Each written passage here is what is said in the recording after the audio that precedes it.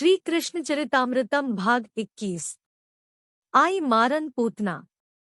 भैया चिंता क्यों करते हो, तुम्हारी बहन किस दिन काम आएगी। ब्रिज में जन्म लिया है तुम्हारे काल ने, मैं मार दूंगी उसे। मैं भी तो राक्षसी हूँ, समस्त राक्षस विद्याओं की ज्ञाता। कंस ने अपनी बहन को बुलवाया था मथुरा में। ये सगी बहन नहीं है, पर इसमें जो राक्षसी शक्तियां थी उससे प्रभावित होकर ही कंस ने इसे अपनी बहन बना लिया था। एक तीर से कई निशाने साधे थे कंस ने। पूतना को मथुरा में क्यों लाया कंस, इसके साथ इसके अन्य राक्षस भाई भी आगे थे। वकासुर, अघासुर, तृणावर्त, ये सब पूतना के भाई थे और सबके सब आसुरी शक्तियों से संपन्न थे। इसलिए तो पूतना को कंस अपनी बहन बनाकर मथुरा में ले आया था। तुम मेरे काल को मारोगी कैसे? कंस ने पूतना की ओर देखकर पूछा। भैया, मैं अपने स्तनों में कालकूट विष लगाकर जाऊंगी और ब्रिज के गांवों में जहां जहां बालकों ने अभी जन्म लिया है उन सब बालकों को दूध पिलाऊंगी और बालक मर जाएगा। अट्टहास करने लगी पूतना। भैया, इस बहन के होते हुए तुम्हें चिंता क्यों? तो कैसे जाओगी? किसी यान से या आकाश में उड़ते हुए? कंस ने पूछा। भैया, बड़े भोले हो तुम, मैं कह चुकी हूँ ना, मैं राक्षसी हूँ और राक्षसी विद्याओं में पारंगत हूँ। मैं जल में चल सकती हूँ, अग्नि में खेल सकती हूँ, नभचारिणी हूँ मैं। पर कंस रुक गया बोलते हुए। पर पूतना, तुम इतनी भयानक हो कि तुम्हें अपने घर में कोई प्रवेश करने ही नहीं देगा, और प्रवेश मिल भी जाए तो उसके शिशु को तुम दूध पिलाओ, ये कौन माँ चाहेगी? तुम तो महाभयानक हो। पूतना हंसी। उसकी हंसी भी सामान्य को भयभीत करने वाली थी। कुछ ही क्षण में पूतना वहां से चली गई। ये सब एकाएक हुआ था। निरपराध शिशु बहुत मारे गए होंगे ना? उद्धव, पूतना ने ब्रिज के बहुत शिशु मारे। ओ, इन सद्योजाता शिशु का अपराध क्या था? बेचारे वे शिशु। विदुर जी ने उद्धव से कहा।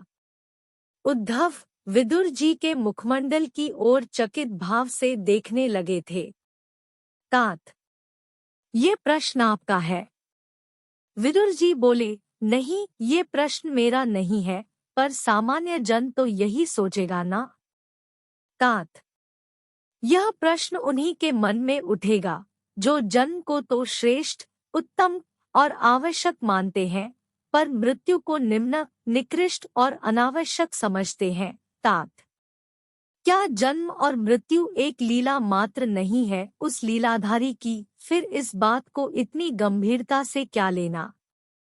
माली जाने कि उसे अपना बगीचा कैसे सजाना है, किस पौधे को रखना है, और पौधे के पास में उगे व्यर्थ के घास को उखाड़कर फेंकना है, ये माली पर छोड़ दो ना।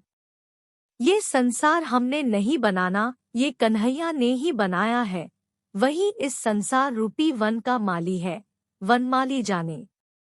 उद्धव ने कहा। तुम कौन हो? कंस ने उस सुंदरी को देख चौंक कर पूछा था। एक हाथ लंबे घूंघट से उसका मुख ऐसा दिख रहा था जैसे चंद्रमा। उसकी बेणी कमर तक लटक रही थी। बेणी में फूल लगे थे, मालती, जूही, माधवी, मल्लिका आदि के फूलों की मालाएं गुंथी थी।